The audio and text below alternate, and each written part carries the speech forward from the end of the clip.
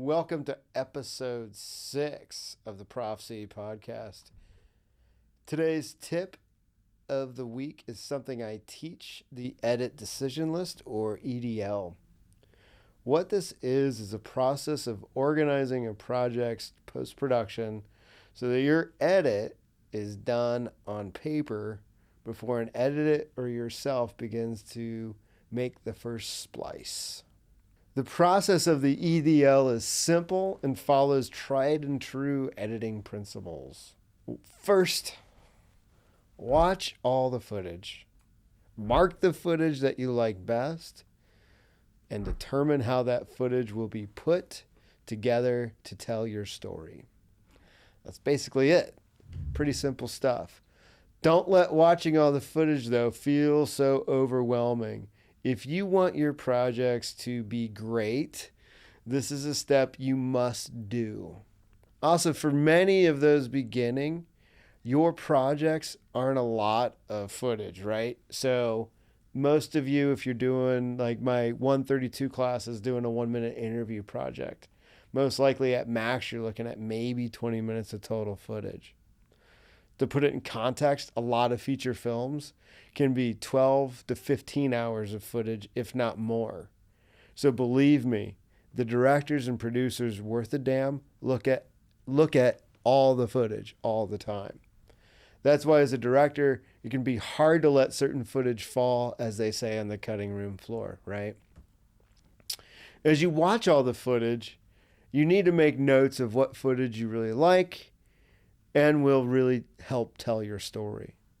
What I do is watch it all the way through once and maybe mark a note about the certain topic that they're covering in the footage or the scene.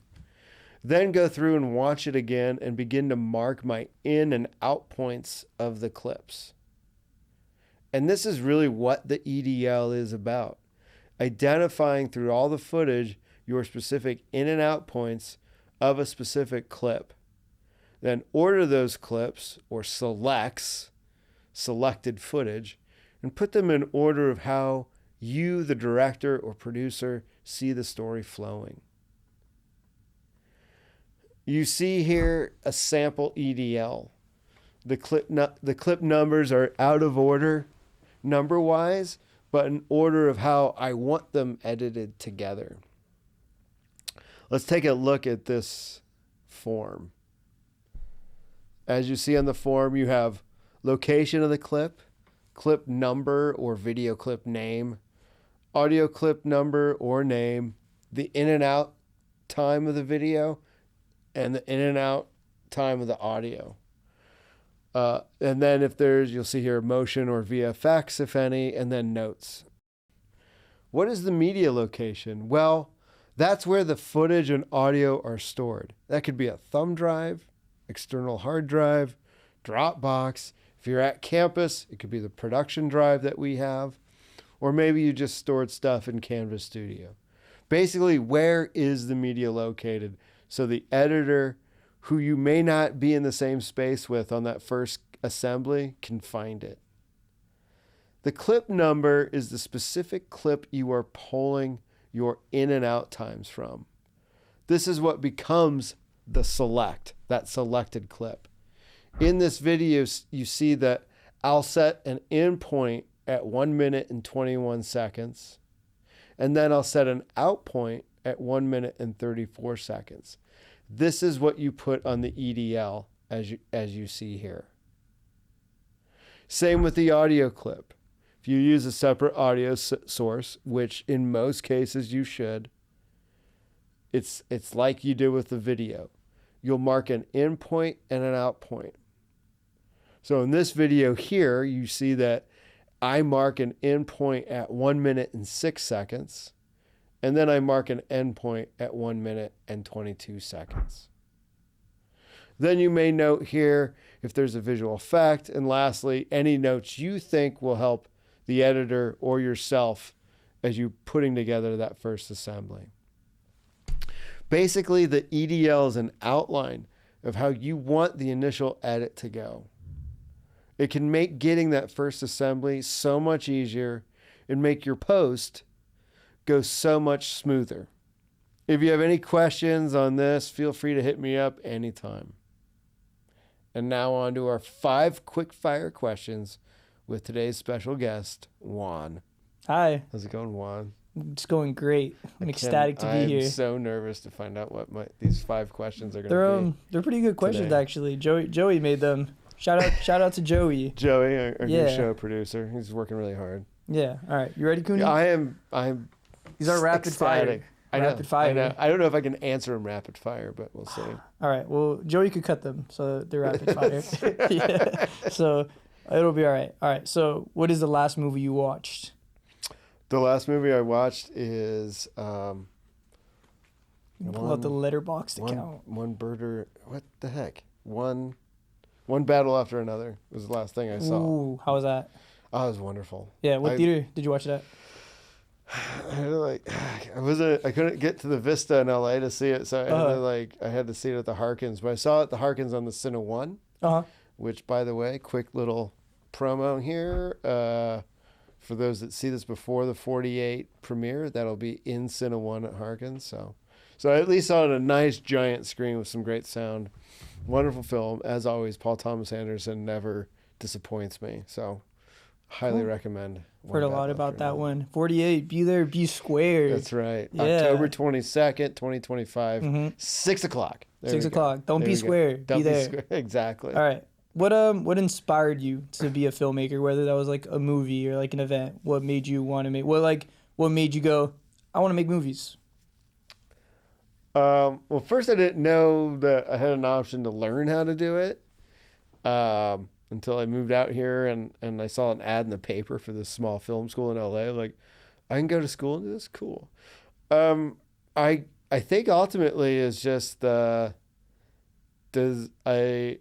was like watching a lot of movies growing up. I was like, that feeling of like, this is really cool. Can I give somebody else that same feeling of this is really cool? Yeah. So it's really just that it just comes down to, I wish it was something bigger, but it's just about, can I tell somebody a story that I like, and do they share the same thing that I like? So it's just about telling story, really. So before you started like making movies, this is not one of the questions. Before you started like filmmaking, were you like trying to put your hand into like another way of like storytelling, like novels or like That's playwriting? So funny. And it's so funny you bring that up. So me and my brother, when I was a kid, we used to make our own versions of comic books. Nice. So we tried that for a minute. And then me and this good friend of mine in like middle school, we were both really big fans of this TV show called Magnum PI. So we would write our own scripts for Magnum PI, throwing what the characters we wanted in it. I had no idea from that point, about maybe 20 years later, that I would be in grad school basically doing exactly that. Because when you're in a master's screenwriting program like I was, one of the things you do is you have to write a script for a TV show that already exists. I was like, oh, wait, I did that when I was 13 years old, 12 years old. So did you just like turn one of those in, or did you like find no, I kind of upped it. I had no idea what I was doing in terms of, but like, I didn't realize that that's what I, was doing. So so there's that. I did that. Remember, I'm in Indiana. I have no access to anything. I had some friends with a camcorder, and that was literally it. So I would make my own comic books sometimes, and then I'd write, my own little scripts. And then we had to do, oddly, my geometry teacher in high school had us do these like videos. And so I made my own I did a spoof of Star Trek 2 for this geometry class assignment. So that was it. So, yeah. All right, cool. I feel like I hear like that same kind of, well, not that same kind of story, but like people get into filmmaking from like something else they're like interested in. So that's cool to hear. Yeah, sure. I think it was just the idea of like telling a story. Yeah. I mean, that was it. And so figuring out the visual part would come later. All right. So next one kind of relates to that one. If you're on set, like say you're helping a friend out, you're not directing, you're not producing, what department are you like working in? Okay. If I'm not directing or producing. Yeah, so you're not really the one like telling the story. You're just kind of like supplemental to helping someone tell their story. Probably more than anything else, it'd be on the assistant director side, just more of the scheduling and logistics. Nice. Probably more production management. Cool. Have you ever done anything, like have you ever done like camera department or like say like production design, sound, editing? Just by this chance that no one else was there. Yeah. Okay. There's footage of me somewhere with a boom mic. I have to find that. Strangely, I don't know. We did a mockumentary in film school about what if Elvis wasn't dead, and it was called My Buddy Elvis. And so I was the angry boom operator. Nice. That was following Elvis around. Is that like the only thing you've like acted in, or like did you have to act a lot? Yeah, film school? I mean, I didn't have to do a lot of stuff in there other than just look grumpy, which I can do pretty naturally. Mm-hmm. It might be my natural state. Yeah. Sometimes if I'm not a chill guy. There, I got my inside joke. Yay. I did that. I was. You must have missed it when they screened my thesis project from film school. I play a security guard in a jail that gets thrown into the jail cell. So a lot of like small, like no major stuff. Just like side characters, really. Side, like just kind of background. Yeah. Need somebody to do this or that. Never, So like mostly you're just like writing, directing. Yeah, mostly writing, directing, and then a little bit of the. I would get when I was in film school. I seemed to be in my clique of people. I was the one that took all the production management jobs. Yeah. Hand Cooney the scripts, he'll do the schedule for you. So that comes kind of second nature. Yeah, that makes sense. I feel like once you like know that, people kind of just like take you as like, oh, he's the person that like knows how to do so and so. Yeah, and I see you guys running into this all the time too. There's like, oh, let's go to Juan to do sound. Yeah, right? Which is like, it's a good thing if it's something that you like doing, but if it's not, then like, you don't want to get stuck. Yeah, I didn't want to get stuck doing it. And so that might have went into, I didn't follow through on this project that I wish I would have done, but I think we talked about that last time. But anyway, neither here nor there. I don't want to go. I don't want to dig up these emotional scars. Yeah. All right. Well, let me just hit you with the next question. In that case, fine. Just move on from it. Fine. All right. Favorite movie soundtrack. Oh shit. Favorite movie soundtrack. Probably Once Upon a Time in Hollywood. Tarantino really knows how to put together really good, or at least knows how to drive that process of music supervision on stuff. Mm-hmm. So they're always catchy, and they always, even listening to the soundtracks has like almost its own story flow. Right. Even going back to Reservoir Dogs. So that's like classic, what you think like needlepoint soundtrack. As far as like score, I know that wasn't part of the question, but I'm just adding to it. The Dark Knight Returns. I love what's his name's work, and I can't remember his name. Hopefully Joey looks it up and puts it up. Yeah. Thanks, Joey. He was Hans Zimmer. Oh, okay. So Hans Zimmer stuff from that, especially if I'm doing a long run, I can throw that in, and I feel like I'm Batman. I'm going to attack Bane. Nice. So, yeah, you do give Batman vibes for sure. Well, I used to have a Bane mask that I would wear for Halloween, so that can also work too. You'd be a pretty intimidating Bane. Of course. Yeah. Just for you. That was good. That was good. For you. Well, just for everyone watching at home. Cooney Bane impression. I can do a Bane impression. Chat, clip that. Okay. All right, let me hit you with the last one. These are anything but rapid fire, by the way. I'm taking my time asking these. Yeah. What's a movie quote you cannot stop quoting? Oh, no. Oh, this is so terrible. Have